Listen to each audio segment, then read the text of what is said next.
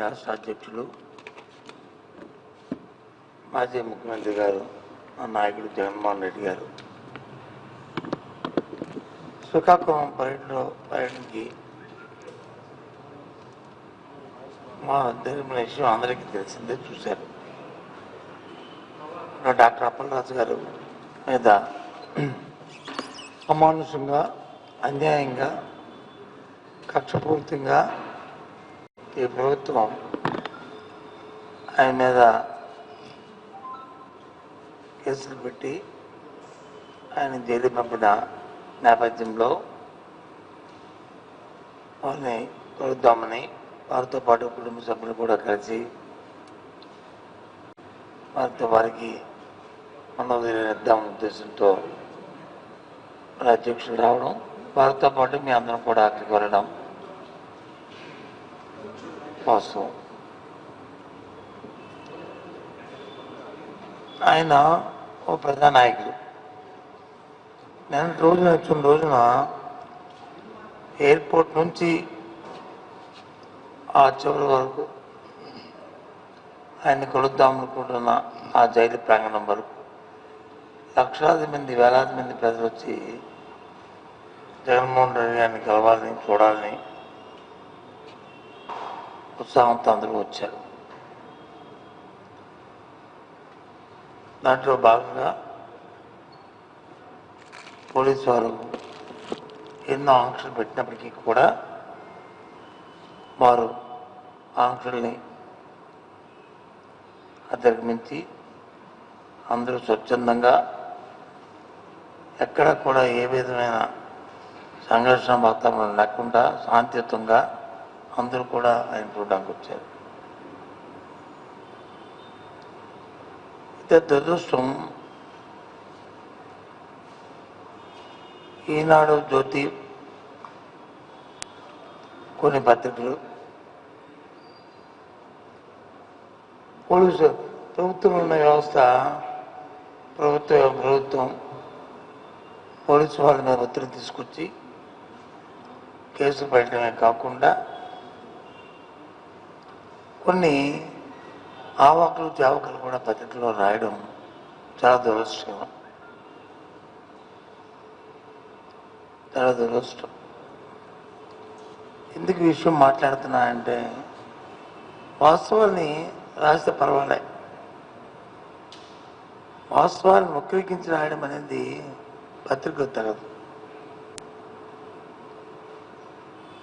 ఇంకో విషయం ఏంటంటే, శాంతియుతంగా నేను వెళ్తున్నప్పుడు ప్రభుత్వం ఒత్తిడి తీసుకొచ్చి పోలీస్ శాఖతో అక్కడ ఒక సబ్ ఇన్స్పెక్టర్ని కొట్టామని చెప్పని, లేకపోతే వారి మీద దౌర్జన్యం చేశామని చెప్పని, లేకపోతే వారిని హత్య చేయడానికి ప్రయత్నం చేశామని కొన్ని నేరపూరితమైన కేసులు పెట్టడం అనేది చాలా దురదృష్టం. నేను తీవ్రంగా ఖండిస్తున్నాం. ఇంకా మీ బుద్ధి, ప్రభుత్వం తాలూకు బుద్ధి మారలేదు, ప్రభుత్వం బుద్ధి మారలేదు. ప్రజలు చిత్కరిస్తున్నా సరే, ప్రజలు చీకొడుతున్నా సరే మీ వ్యవహారాన్ని మారలేదు. పత్రికల తాలూకు వ్యవహారాన్ని ఒక మాట చెప్తున్నాను. ఇవాళ ఈనాడు పత్రికలో నా ఫోటో వేసి, ఎందుకు నేను మాట్లాడుతున్నా అంటే, నా ఫోటో వేసి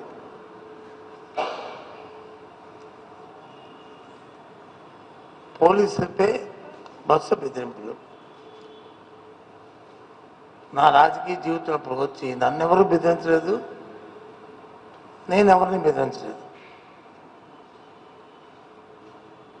ఏంటి, ఏదో రంగరాజు గారు అయిపోయారు, ఆయన తత్వం అయిపోయిందుకు మనం ఇంకా వారసత్వాన్ని కూడా ఈ వారసత్వం వచ్చిందా ఏంటి? రాత్రులు నన్ను జరిగిన సంఘటనలో నేను గవర్నర్ గారికి కూడా లేఖ రాయిపోతున్నాను. నేను రేపు ఆ లేఖ కూడా మీకు విడుదల చేస్తాను. ఈ ప్రభుత్వం అతిగా ప్రవర్తించిన తీరు, పోలీసు శాఖ ద్వారా అతిగా ప్రవర్తించిన తీరు ఇవి రాశారు. నేను ఒక క్యాబినెట్ హోదా గల వ్యక్తిని. నేను రోజున అప్పలరాజు గారిని ములాఖత్కి వచ్చి జగన్మోహన్ రెడ్డితో నేను వెళ్దామని నేను ఎప్పుడు వెళ్తున్నా నా 2 కారులో నేను వెళ్తూ ఒక కారులో వచ్చి అప్పలరాజు గారి ఫ్యామిలీ మెంబర్లు అందరినీ ఎక్కించుకొని రెండో కారులో వచ్చి నా పిఏలు నా గన్మెను వాళ్ళందరినీ రెండో కారులో ఎక్కించుకుంటే పోలీసు వాళ్ళు వచ్చి ఆ కారు వెళ్ళడానికి వీల్లేదు అని అడ్డు పెడతారు. ఏమయ్యా ఏమిటి ఎవరు చెప్పారు? అప్పటికే నేను ఎస్పీ దగ్గర నుంచి ఎస్పీతో మాట్లాడి ఎస్పీ దగ్గర ఎస్పీకి చెప్పి సరే సార్ నేను ఇన్ఫార్మ్ చేస్తాను సార్ అని చెప్పి నేను బయలుదేరాను. ఎందుకంటే వ్యవస్థ తెలిసిన వాడిని నేను. పోలీసులు వచ్చి ఎక్కడెక్కడ అడ్డు పెడుతున్నాను ఆటంకపరుస్తూ అవమానపరుస్తూ నిన్న జరిగిన సంఘటన 2 సార్లు మాట్లాడాను ఎస్పీ గారితో. వారు సౌమ్యంగా మాట్లాడారు, నేను సౌమ్యంగా మాట్లాడారు. వారు ఓకే అన్నారు, నేను ఇన్ఫార్మ్ చేస్తామని చెప్పి అయిపోయాయి. కింద వాళ్ళకి మన విషయం పాస్ అయిందా లేదు, ఓవర్ యాక్షన్ చేశారా, అతిగా ప్రవర్తించారా విషయం తెలియదు. నేను గవర్నర్కి నేను అది కంప్లైంట్ చేయబోతున్నాను నాకు జరిగిన సంఘటన పట్ల. నాకు జరిగిన నిన్న ఆ ఊళ్ళో, ఎందుకంటే నేను కామెరీలో లేను, నేను ముందుగా నేను వెళ్ళిపోతున్నాను. నేను వెళ్ళింది 1 గంట టైం. అప్పుడు బయట పోయిపోవడం దగ్గర 1 గంట టైం. అప్పుడు నేను వెళ్తున్నా నా 2 వెహికల్స్ నువ్వు ఒకే వెహికల్లో వెళ్ళాలని ఒక పోలీస్ ఆఫీసర్ వచ్చి, ఎవరో నాకు తెలియదు కానీ ఆయన వచ్చి అక్కడ అడ్డు పెట్టి ఆయన చేసిన వ్యవహారం. ఇప్పుడు తిరిగి సంసార కబుర్లు ఇవాళ ఈ పత్రిక వచ్చి 2 రాస్తున్నాయి. జగన్మోహన్ రెడ్డి గారు వచ్చి ఇదేనని చెప్పింది. ఇదేనా వ్యవస్థ తాలూకా పరిస్థితి? ఇదేనా ప్రభుత్వం తాలూకా పనితీరు? మళ్ళీ పైపెచ్చు నిన్న హోంమంత్రి గారు మిగతా మంత్రులు మళ్ళీ వాళ్ళ స్టేట్మెంట్లు. కాలం ఎప్పుడు ఒకలాగా ఉండదు. రాత్రి అయితే పగల వస్తుంది, పగలైతే రాత్రి వస్తుంది. దయచేసి మనం చేస్తాం. ఎందుకు నేను ఇవాళ మాట్లాడుతుంటే రాష్ట్ర ప్రజలందరికీ తెలియాలి ఈ విషయం అని చెప్పి.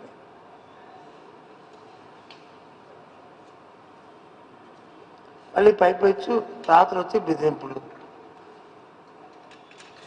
నన్నెవరు ఇప్పటి వరకు 40 సంవత్సరాలు బెదిరించలేదు, నేను ఎవరిని బెదిరించలేదు.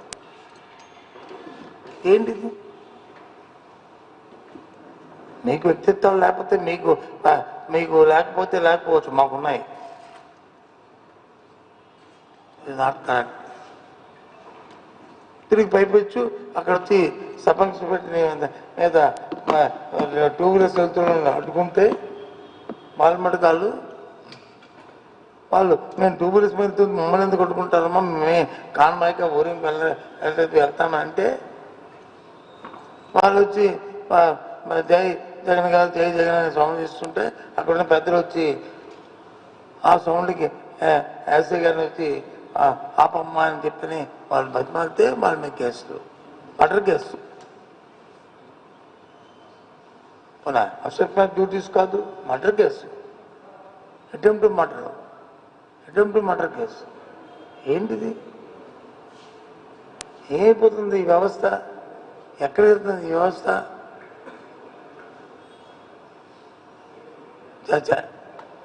చాలా దురదృష్టం ఇలాంటి సంఘటనలు.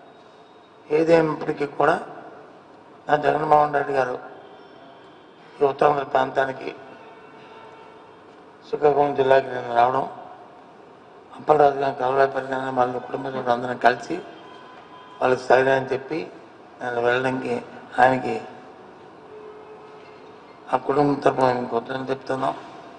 ఆయన పర్యటన విజయవంతం చేసిన మొత్తం 3 జిల్లాల్లో ఉన్న మా పార్టీ శ్రేణులందరికీ కూడా వాళ్ళందరికీ కృతజ్ఞతలు తెలియజేస్తూ ధన్యవాదాలు. ఇదే స్ఫూర్తితో, ఇదే ఆలోచనతో ఇక ముందు కూడా మనం ఈ దుష్ట ప్రభుత్వాన్ని, ఈ దుర్మార్గ ప్రభుత్వాన్ని, చట్టాన్ని చేతితో తీసుకుని వ్యవహారం చేస్తున్న ఈ ప్రభుత్వానికి ఉద్యోగులు మనం ప్రభుత్వం చేయాలని వ్యవస్థను కాపాడుకోవడానికి మనందరం కూడా కలిసికట్టుకు ఇంక ముందు కూడా వెళ్తామనే విషయాన్ని ఈ పత్రిక ద్వారా రాష్ట్ర ప్రధానికాన్ని కూడా కోరుతున్నాను. మీరు కూడా ఈ దుష్ట ప్రభుత్వాన్ని ఎంత వేగం తోలుదామని మీరు ఆలోచిస్తున్నారు. త్వరలోనే వస్తుంది. మీరందరూ మొత్తం సహకరించాలని రాష్ట్ర ప్రధానికాన్ని కూడా కోరుతున్నాను. ఇకపోతే రెండో విషయం, ఇంకో పత్రిక రాస్తారు. ఏంటి?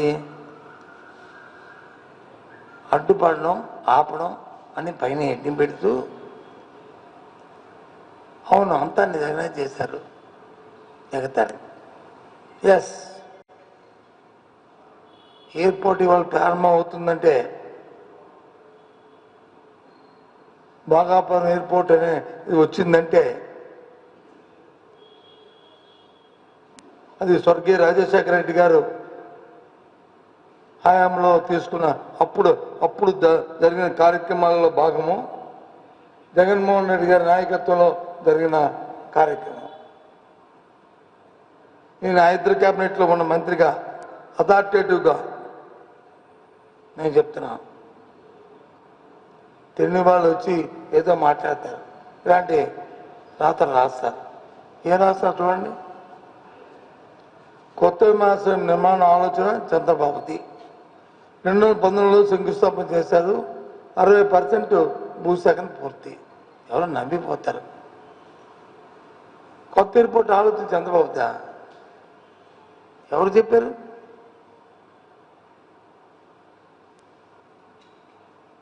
ఎయిర్పోర్ట్ అథారిటీ ఆఫ్ ఇండియా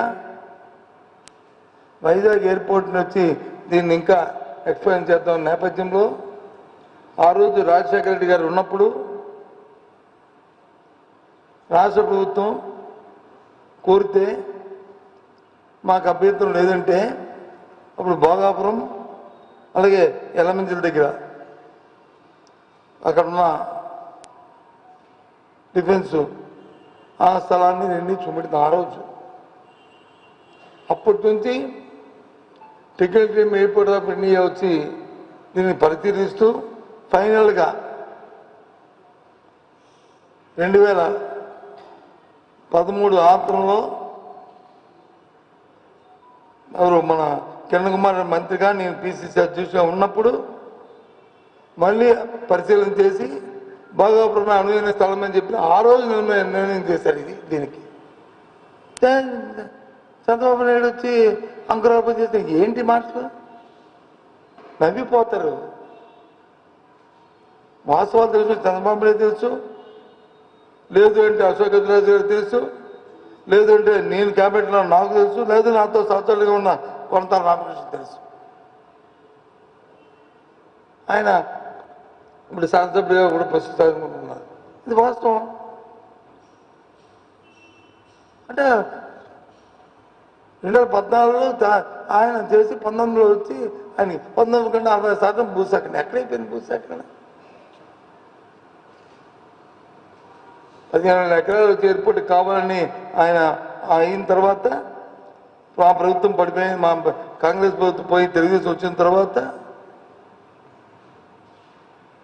ఆ ప్రభుత్వం ముందుకు తీసుకెళ్ళడానికి చంద్రబాబు ప్రయత్నం చేసి ముందుకు తీసుకెళ్తున్న బాగా నేపథ్యంలో 15,000 ఎకరాలు కావాలని చెప్పని మరి ప్రపోజ్ చేసిన వాస్తవం కాదా?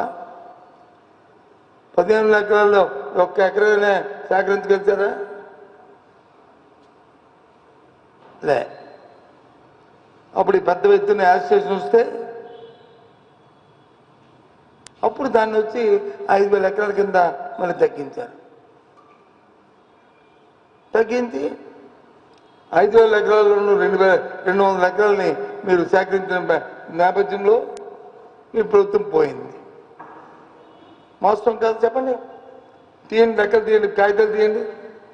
లేదు మీరు డబ్బులు ఎంత రిలీజ్ చేస్తారో, డబ్బులు ఎవరో ఎంత ఇచ్చారో డేట్లు చెప్పండి. మీరే కదా ఉంది. నేను అధికారం లేను కదా ఇవాళ. లేకపోతే నేను లెక్కలతో సహా మీకు చెప్తాను.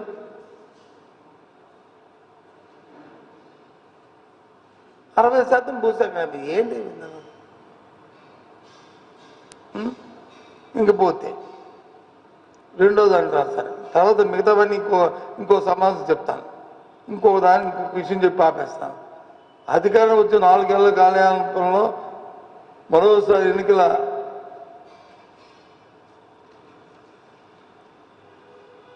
ఎన్నికల్లో శంకుస్థాపన చేసి గద్దె దిగే నాటికి 26% పూర్తయిపోయాయండి పనులు.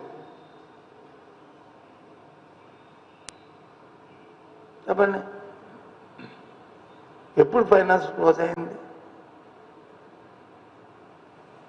ఏం మార్కెట్ అది ఎయిర్పోర్ట్ డెవలప్మెంట్ ఇండియా ఆ ఎయిర్పోర్ట్ని కట్టడానికి ప్రయత్నం చేస్తున్న నేపథ్యంలో అశోక్ గజరాజ్ గారు పౌరయాన శాఖ మంత్రిగా ఉంటూ ఆ తదుపరి చంద్రబాబు నాయుడు కాదు దీన్ని ఆక్షన్ పిలుస్తాము కావచ్చు వాళ్ళు కూడా పార్టిసిపేట్ చేయమంటే లేదు అశోక్ గజరాజ్ గారు పౌరయాన శాఖ కడతారని ఆయన ఫైండింగ్లు రాయడం, ఆ తర్వాత దాన్ని కాదు ఓపెన్ ఆక్షన్కి వెళ్ళాలని చెప్పి ఓపెన్ ఆక్షన్కి వెళ్ళిన విషయం మీరే లేదు. ఓపెన్ ఆక్షన్కి ఎస్ ఎయిర్పోర్ట్ డెవలప్మెంట్ ఇండియా కూడా పార్టిసిపేట్ చేసింది కదా ప్రైవేట్కి. అప్పుడు జిఎంఆర్ సంస్థ వచ్చి వేసిన బిడ్డింగ్ బాగుందని ఇప్పుడు జిఎంఆర్ సంస్థకి ఇచ్చారు. ఆ తదుపరి మీ ప్రభుత్వం పోయింది, ఆ తరఫున మా ప్రభుత్వం వచ్చింది. మేము దాని గురించి కావాల్సిన భూసేకరణలు ఏదైతే 5,000 ఎకరాలు కూడా వేస్ట్ అని చెప్పామో మిగతా భూసేకరణ మేము స్టార్ట్ చేసి 2,700 దగ్గర ఆపి ఏదైతే 2,700 మీరు ఇచ్చేద్దాం అనుకున్నాలో 500 ఎకరాలు మేము ఇవ్వమని చెప్పి అందులో 500 ఎకరాలను వచ్చి పరిశ్రమ కోసం పక్కన పెట్టి 2,202 ఎకరాలని జిఎంఆర్కి ఇచ్చాము. అప్పుడున్న ప్రభుత్వం వైసీపీ ప్రభుత్వంలో డబ్బంతా కూడా ఏదైతే మీరు కట్టిన 200 తర్వాత మిగతా 2,000 ఎకరాలకు కూడా వైసీపీ ప్రభుత్వం సేకరించింది. వాళ్ళకి రిహాబిలిటేషన్ కాలనీలు కట్టించింది, వాళ్ళకి చేసింది, అన్నీ చేశాం. సరే ప్రభుత్వంలో ఇది కంటిన్యూస్ మీరు 60% పనులు ఎక్కడైపోతాయి? 60% పనులు ఇంకా 26% పనులు ఎలాగైపోతాయి? ఏంటి 26% పనులు అయిపోయాయంటే ఫైనాన్స్ క్లోజ్ ఎప్పుడైంది? ఎందుకు ఇలాంటి డాంపికాలు? ఎయిర్పోర్ట్ వచ్చింది సంతోషం, ప్రధానమంత్రి గారు వస్తున్నారు సంతోషం, రేపు ఇనాగ్రేట్ చేస్తున్నారు సంతోషం, ఎవరికి దాని మీద వ్యతిరేకత లేదే, ఎవరికి లేదే. కాకపోతే అయిపోయిన తర్వాత పబ్లిక్ మీటింగ్ పెట్టి ఇంకా ఏం పనులు చేయాలో అవన్నీ చెప్తాం మేము. ఇంకా రాబోయే కాలంలో ప్రజలు ఏ విధంగా ఇబ్బంది పడతారో ఆ విషయాలను చెప్తాం. త్వరితగతంగా ప్రభుత్వం కానీ కలుతాడకపోతే ఇంకో 3 సంవత్సరాలు ఇబ్బంది పడాల్సి వస్తుంది అనే విషయాన్ని చెప్తాం. అది రేపు ప్రధానమంత్రి వెళ్ళిపోయిన తర్వాత ఓ పెద్ద మనిషి పెద్ద దేశంలో వస్తున్నప్పుడు గౌరవం చూసిన బాధ్యత రాష్ట్ర ప్రజలందరికీ ఉంది. కాబట్టి ఆయన వస్తే ఈ రాష్ట్రానికి, ఈ జిల్లాకో, ఈ జిల్లాకి, ఉత్తరాంధ్ర ప్రాంతానికో ఓ మంచో మేలో ఏదో ఒక అనౌన్స్మెంట్ వస్తుందని ఆశిస్తూ అందరం కూడా ఉంటాం. అంతేగాని ఏంటి డాంబికాలు, ఏంటి రాతలు? రాష్ట్ర ప్రజలను చూడండి, ఎందుకు ఇటువంటి మాటలు?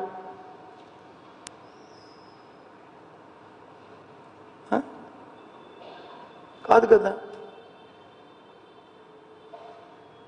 చంద్రబాబు నాయుడికి తెలియదా? ఇప్పుడు ఈ మంత్రులకి వీళ్ళకంటే తెలియదు వాస్తవం. సరే అదేదో మాట్లాడతారు, అధికారంలో ఉన్నాం కాబట్టి ఏదో మాట్లాడాలి కాబట్టి చంద్రబాబు నాయుడికి వాస్తవం తెలుసు కదా. ఈ పత్రిక అధిపతికి పత్రికలో ఉన్న వాళ్ళకి వీళ్ళకి వాస్తవాలు తెలుసు కదా. వీళ్ళు ఇప్పటి నుంచి ఉన్న వాళ్ళకి అది కొత్త వచ్చినవి కాదు కదా, వీళ్ళకి తెలుసు కదా.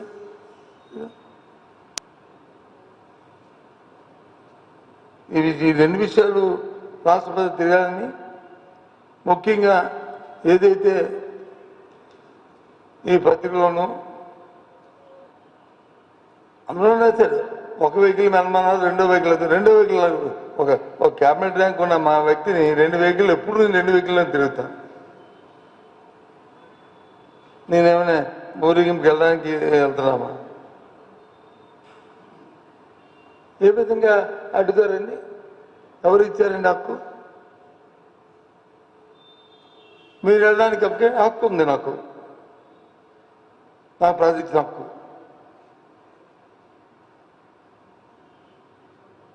నేను క్యాబినెట్ హోదాలో ఉన్నాను.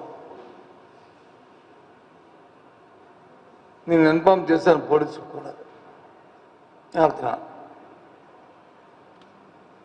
అందుకే నేను రేపు గవర్నర్ గారు కూడా ఈ విధంగా ఉంది రాష్ట్రంలో ఉన్న ఈ ప్రభుత్వ పాలన వ్యవస్థను చేతితో తీసుకొని ఏ విధంగా మనుషుల్ని అవమానపరచాలి, ఏ విధంగా వాళ్ళని కించపరచాలి, ఏ విధంగా అడ్డంకులు సృష్టించాలని ఈ కార్యక్రమాన్ని చేస్తున్నారు. ఇది సమంజసం కాదు మీ ప్రభుత్వ పరిపాలన. ఎందుకంటే దిస్ మై గవర్నమెంట్ అంటాడు గవర్నర్ గారు. మీ ప్రభుత్వం సంప్రదాయం కాదు.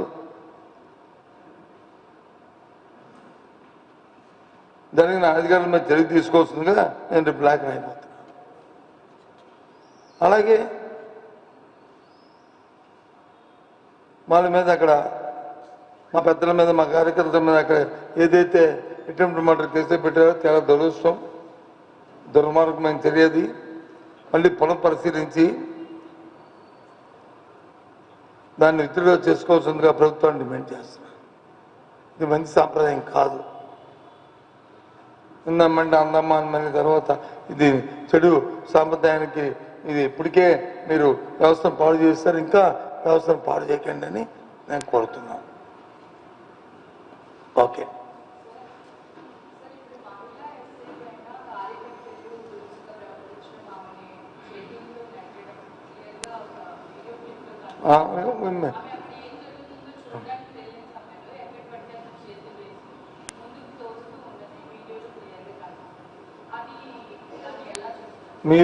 మీరు చెప్పింది మొత్తం వీడియో అంతటి మీరు రేపు ధైర్యం వీడియో అంతటి మీరు టెలికాస్ట్ చేయండి మీ టీవీలో. అప్పుడు అందులో అది ఉంటే ఆవిడని తోసేసి ఆవిడని కించపరిచి అదైతే ఓకే. ఆవిడ్ని మన నాయకులు అమ్మ అది కాదమ్మా వాళ్ళు వెళ్తున్నారు అమ్మ పక్కన అమ్మ తల్లి ఇది భాష కూడా. ఎందుకంటే ఆ అమ్మాయి పట్ల అందరికీ ఒక సాంతి పూర్వం నుంచి చేస్తుంది, అందరికి తెలుసు ఆ లోపల అందరికి. అంతే కించపరిచాలు మాత్రం వచ్చేలే. అందుకే మొత్తం వేయండి మీరు. ఈ ఫోటో చూడండి, వేశారు నా ఫోటో చేయి పెట్టి నాకు అలవాటు చేయంతో మాట్లాడడం వేలు పెట్టి చూపెడుతున్నాను. 2 కార్లు అక్కడ ఏం జరిగింది? మీరు 2 కార్లు వెళ్ళడానికి వీల్లేదు, ఆ కారు అడ్డు ఇస్తూ ఆ కారు మీద వెళ్ళిపోయాడు వచ్చాను. నేను 2 కార్లు దేనికి వెళ్తున్నాను? నేను అక్కడ అంబోలు దగ్గరికి ఆ ఫ్యామిలీ మెంబర్స్ని తీసుకుని ఒక కారు మా సెక్యూరిటీ వాళ్ళు ఒక కారు వెళ్తున్నాం. తప్పేమంది? మరి ఎందులో కనిపిస్తుంది అంటే నేను చెప్తాను తల్లి, ఈ ధర్మం మీ పత్రిక రాయడం, నువ్వు ఈనాడు కదా మీనాడు పేపర్లో రాయడం. మరి ఇది కూడా అలాగే కనిపిస్తుంది. వేలు పెట్టి చూపెట్టారు, బెదిరించారు అని రాశారు. ఇది వాస్తవం అవ్వాలి కదా, అది వాస్తవం, ఇది వాస్తవమే కదా అవ్వాలి మీద నేను చెప్పింది. అది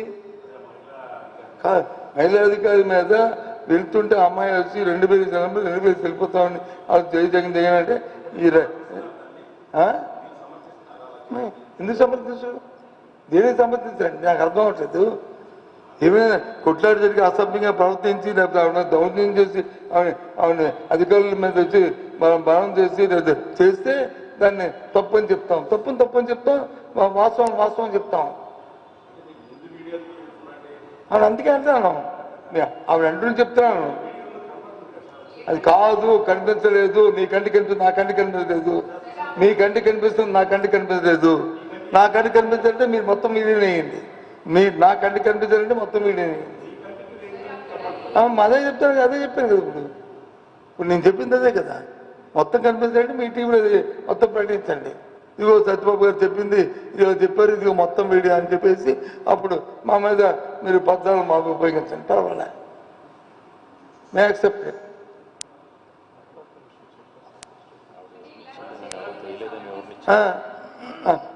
మా పోలీసు వాళ్ళు వచ్చి ఉద్యోగం చేసుకుని ఏం చేస్తారు పాపం?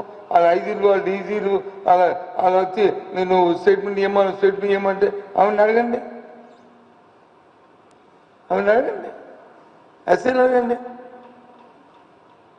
ఆమె మీదకి వచ్చి నువ్వు ఈ స్టేట్మెంట్ ఇవ్వండి, ఏం చేస్తారు పాపం అధికారులు, యూనిఫామ్ అధికారులు. ప్రభుత్వం ఈ విధంగా ఉంటేగా తప్పు కదా. సరే అంటే అలా తయారైంది ఈ వ్యవస్థ, ఈ పోలీస్ వ్యవస్థ. అలాగనే నీకు చెప్తున్నాడు మీ సోదరుడు, ఆవిడని కొట్టింటే ఆవిడ అడగదండి, దీన్ని మాత్రం పెట్టాడు, దానికి సమాధానం చెప్పండి. ఈనాడు వాళ్ళను టీవీ వాళ్ళకి సమాధానం చెప్పండి. దానికి నేను చెప్పను. ఆ క్వశ్చన్కి ఆన్సర్ చేయండి, మీరు చేయండి. అదే రాసుకుంటారు, అదే చూస్తారు, దానికి మాత్రం లేదు.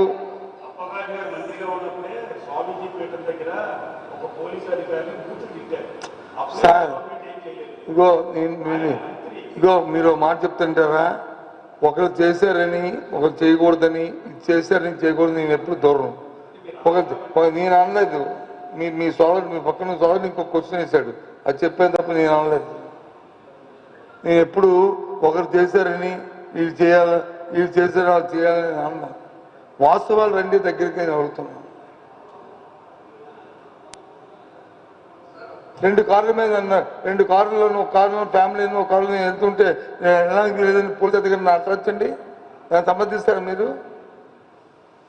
సమర్థిస్తారా చెప్పండి. ఎప్పుడు 1 గంటప్పుడు నేను ముందుకెళ్తుంటే నేను పోనీ కాన్వేకి వెళ్తున్నా, నేను ఒక 50 కార్లు వేసుకెళ్తున్నా. ఎస్పీ గారు చెప్పి నేను చట్టం తెలిసివాడిని, వ్యవస్థ తెలిసివాడిని.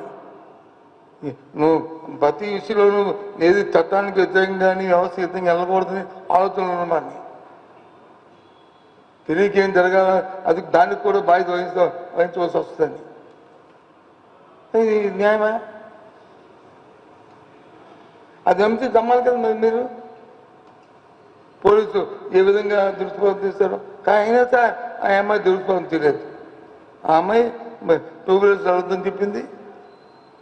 అది కాదు 2 వీలర్స్ మేము వెళ్తామని చెప్పారు. ఎక్కువ మంది జనం ఉండడంతో వాళ్ళు వచ్చి జై జగన్ జై జగన్ అంటే సౌండ్కి వస్తుంటే ఉమ్మని పక్క రమ్మ వాళ్ళు జై జగన్ జై జగన్ అంటున్నారమ్మని అని చెప్పారు. అంతే అది జరిగిన విషయం. అంతేగాని ఆయన బట్టలు వేసి కొడితే ఆ ఊర్లో వచ్చి వాళ్ళకేం తెలియదు ఇప్పుడు ఎందుకు అడ్డు నేను అనలేదే. అది మీ ఇన్స్టిట్యూషన్ వదిలేస్తాను. ఎంతవరకు న్యాయమో ఎంతవరకు ధర్మం అధర్మం మీరు ఆలోచించుకోండి. వ్యవస్థ ఎప్పుడు కూడా ఈ ఛానల్స్ ఇలాంటి వాటిని ధర్మాన్ని అధర్మాన్ని ఒక్కిరికి చూపెట్టకూడదు. చూపెడితే వ్యవస్థ పాడేది. ఏంటి ఇంకోటి ఏంటి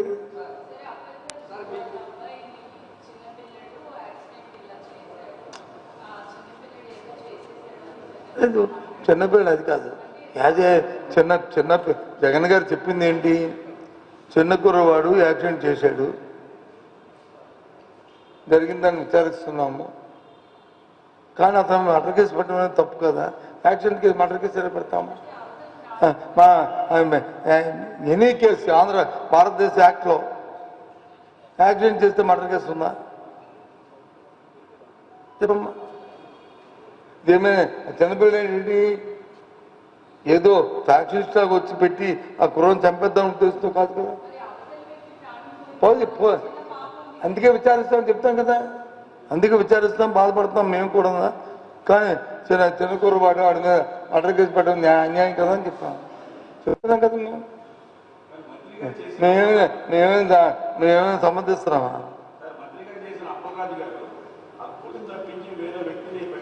అదేమో నీకు తెలిసాడు, నాకు తెలియదు ఆ విషయం. అది నాకు తెలియని విషయం అదేంటి ఏడ్చిపెట్టు. ఆ తెలియని విషయం తెలియదని చెప్పమంటే నువ్వు తెలిసినట్టుగా మాట్లాడమంటే ఎలా మాట్లాడతాను? అవును, తెలిసిన విషయం తెలిసినట్టు మాట్లాడతాను. ఏది ఏది చేయవలసిన అవసరాలు ఎందుకు వస్తాయి? అవసరాలు ఎందుకు వస్తాయి? అవసరాలు రావు కదా. అది ఇప్పుడు ఇప్పుడు ఇష్యూ ఏంటి? అవును అంతా జగనే చేశారు, ఇది దానికి చెప్పాను. రెండోది ఏంటి? అంతా ఈయన బెదిరించాడు పోలీసులు. నేనే బెదిరించాను పోలీసులు అంటే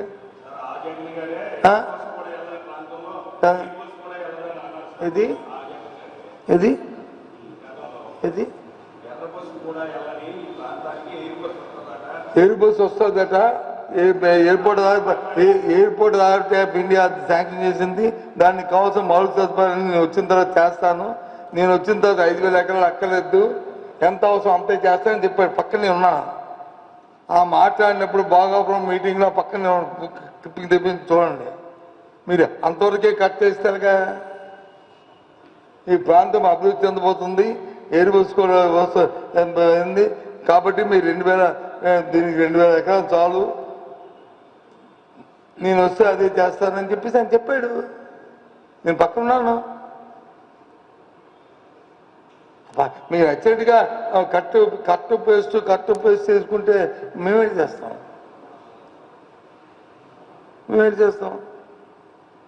నిన్న ఏదో ఒక ఛానల్లో చూశాను, మంత్రులందరూ పాపం ఏదో చెప్పేస్తారు పాపం తెలియక.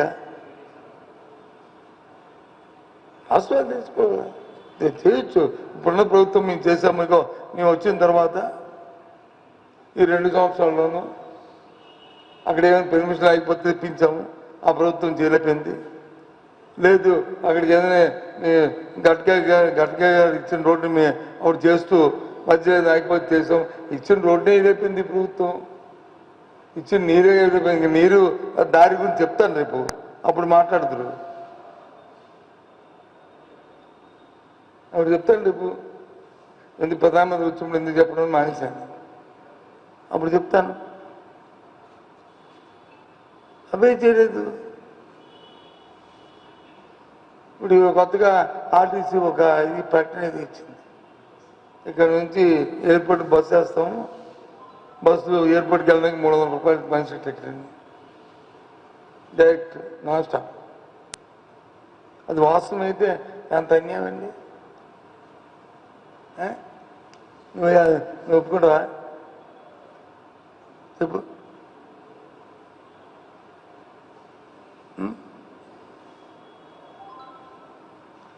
టైమ్లీ ప్రభుత్వాలు ఏం చేయాలంటే, ప్రభుత్వం చేయవలసిన పనులు ఇన్ఫ్రాస్ట్రక్చర్ క్రియేషన్ లేకపోతే ఏదైనా పెద్ద అసౌకర్యంగా ఉన్న విషయాల్లోనూ ఇంటర్ఫీర్ అయ్యి వెంటనే దాని టైమ్లీ రియాక్ట్ అవుతున్నారు.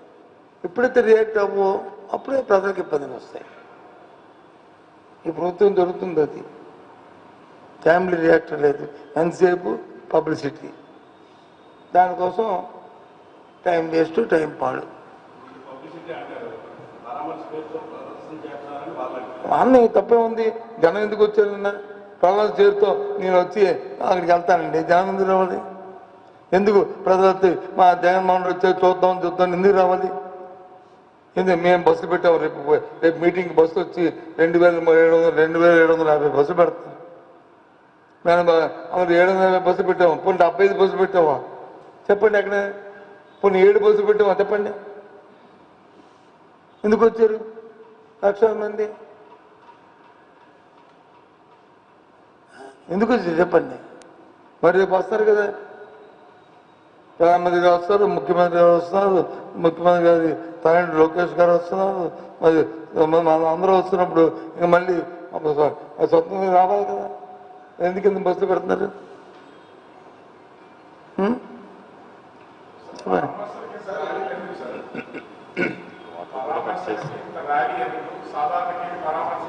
ఏది ర్యాలీ? ఎవరు పెట్టారు ర్యాలీ? ఎవరు పెట్టారు ర్యాలీ? నేను ప్రెస్ మీట్ నేనున్నాను. నేను కూడా ప్రెస్ మీట్లో ఉన్నాను.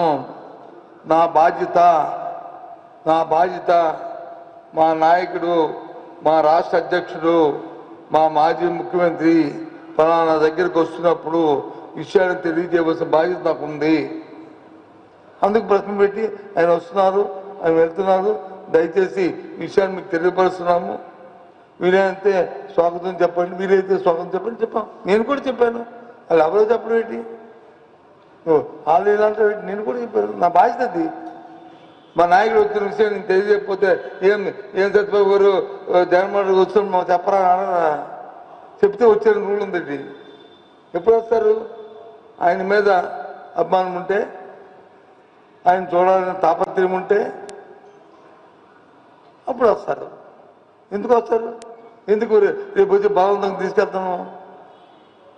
కొంచెం తీసుకెళ్ళండి, ఇంకా ఆ విషయానికి వెళ్ళొద్దు. ఎందుకంటే మనం మళ్ళీ ఏదో కించపరిచినట్టు ఉంటుంది. ఏంటి అది కాదు, అది నేను అంటుంది. ఇప్పుడు నువ్వు చెప్పావు కదా, బాధ్యత నా బాధ్యత. మా నాయకుడు ప్రాంతాలకు వస్తే నేను చెప్పొద్దా? మా నాయకుడు వస్తాడు, చెప్పకపోతే రేపు పార్టీ కార్యకర్త అడుగుతాను. ఏదైనా ఏదైనా పరామర్శ కాదు, పబ్లిక్ కాదు. ఏదైనా నాయకుడు వచ్చినప్పుడు భారతదేశ చరిత్రలో ఏ నాయకుడు ఎక్కడికి వెళ్ళే ఆ పార్టీ కార్యకర్తలు ఇప్పుడు కిరణంపూడి వెళ్తాను. రేపు ఉదయం నైట్ హాల్ట్ వెళ్ళి రేపు ఉదయం మధుర భద్రమ్మ గారి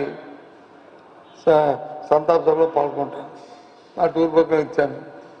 అప్పుడే మా ప్రెసిడెంట్, మా జిల్లా ప్రెసిడెంట్లు రేపు సత్యబాబు గారు వస్తున్నారు, రేపు దాంట్లో పార్టిసిపేట్ చేస్తారు. వారి మీద వారిని కలుద్దాం అనుకున్నాం, అందరూ రండి అని చెప్పి వాళ్ళు ప్రెస్ మీట్ చెప్పారు. అది ఏం చేస్తాం? అయితే అది చెప్పడం తప్పు అంటే అది కరెక్టా? అడగరా? రేపు ఏం సత్యబాబు గారు వచ్చింది మాకేం చెప్పలేదు అడగరా? ఇది ఏంటిది?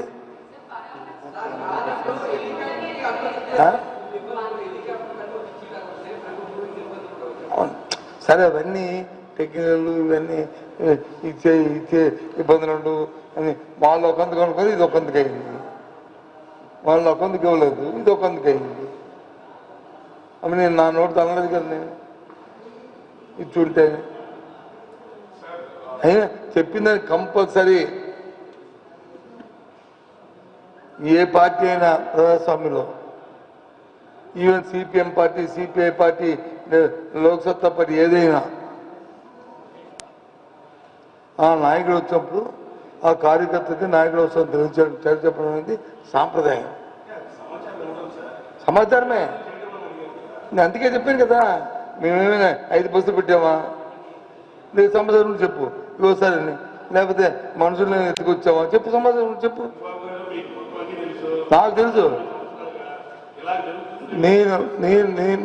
నేను ఏది బైపాస్ చేసి, ఏది మ్యానిపులేట్ చేసి, ఏది ఉన్నది లేనట్టు, లేదు ఉన్నట్టు చెప్పదలుచుకోలేదు. అవసరం కూడా నాకు లేదు.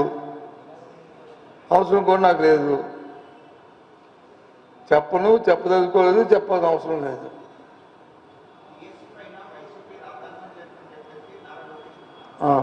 చెప్పాను.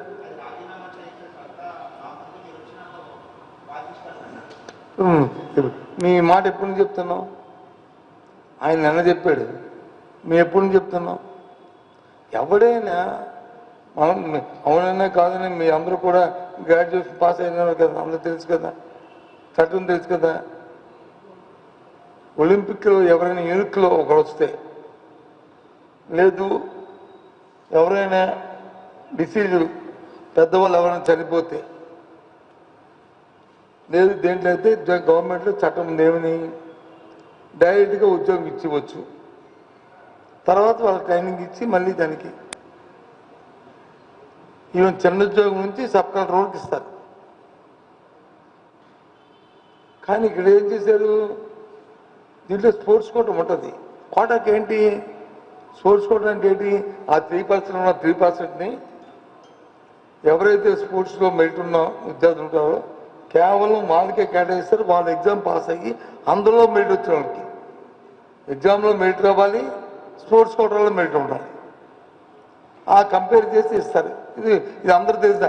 అదేం చేశారు? సరిగ్గా ఉద్యోగం ఇచ్చినప్పుడు దాన్ని జీవోని అమెండ్ చేసి డైరెక్ట్గా ఉద్యోగం ఇచ్చేని 447 జీవోలు తీసుకొచ్చారు. తీసుకొచ్చి వాళ్ళకి కావాల్సిన అందరికీ 500 ఉద్యోగాలు అందిస్తున్నారు.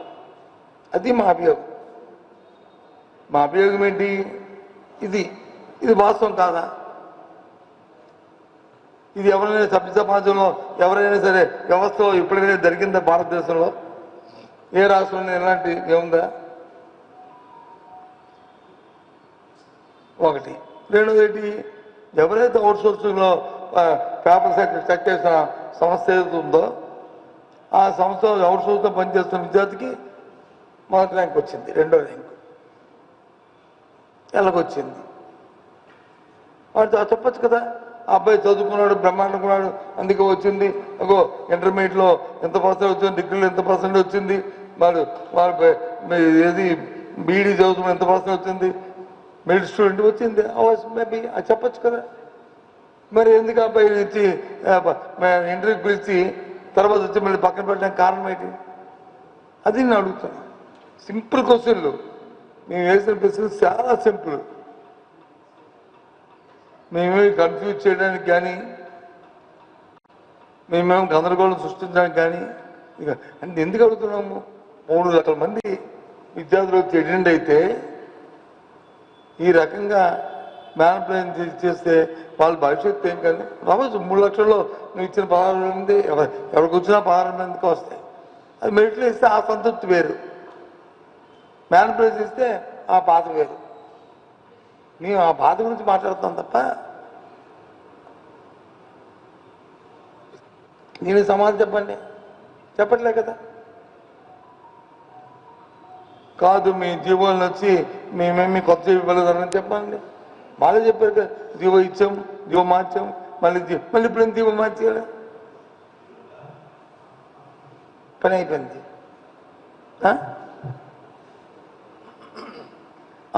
అసోసియేషన్ ప్రెసిడెంట్ వచ్చి ఒక దగ్గర వచ్చి ఒక ఎంపీ, వదలొచ్చి ఒక ఎమ్మెల్యే, వదలొచ్చి ఒక కార్పొరేషన్, వీళ్ళు వాళ్ళ సంతకాలు పెడితే ఇచ్చాడు. ఎవరిచ్చేవారండి పూర్వం? సంతకం ఏ సంతకం తెలుస్తుంది క్లారిటీని? అసోసియేషన్లోనూ హైయెస్ట్ టాప్ ర్యాంకులు ఉన్న సెక్రటరీ ఎవరైతే ఉంటారో ఆ సెక్రటరీ పెడితే, అధ్యక్షుడు పెడితే చెల్లదు.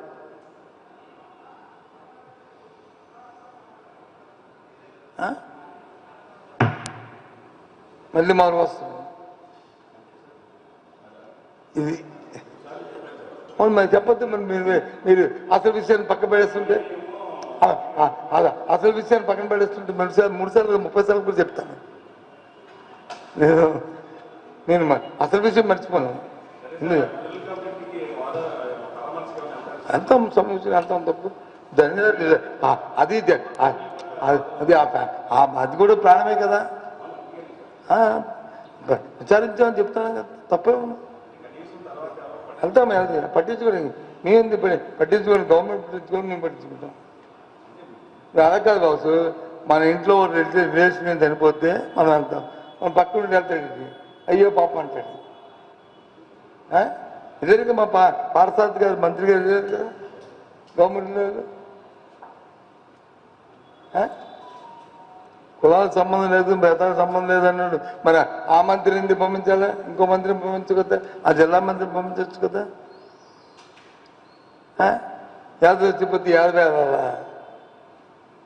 మమ్మల్ని మాట్లాడిన వాళ్ళు యాదవ్ చచ్చిపోతే యాదవ్ వేయాలా? చెప్పండి, ఇదే న్యాయమా?